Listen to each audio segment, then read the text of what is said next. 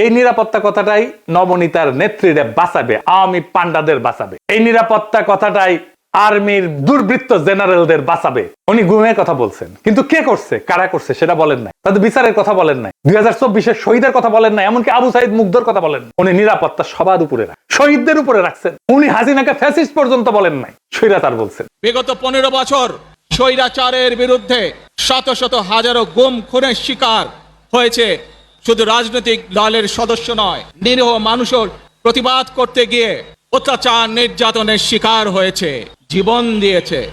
আমাদের সমাজের প্রথম রাজনৈতিক কর্তব্যটা কি এখন? দুইটা জিনিস। একটা, হাসিনার অপরাধের বিচার, হাসিনা প্রশাসনের অপরাধের বিচার। নাম্বার 2, রাষ্ট্রের সংস্কার। তাই তো, আর তো কিছু না। কিন্তু উনি দুইটার কোনোটাও টাচ করলেন না। উনি নিরাপত্তা, মানুষের নিরাপদ জীবন দিয়ে ন্যায় বিচার, সংস্কার সবকিছু উড়াই দিলেন। তাইলে এই ভাষণ আমাদেরকে কোথায় নিয়ে যায়? আমাদের এখন একটা সোজা প্রশ্ন তুলতে হবে যে রাজনৈতিক ভাষণের নিরাপত্তা যখন প্রধান ফ্রেম হয়ে ওঠে, তখন ন্যায় বিচার কোথায় যায়, সংস্কার কোথায় যায়? এই প্রশ্নটা বুঝতে হইলে আগে একটা পার্থক্য বুঝতে হবে।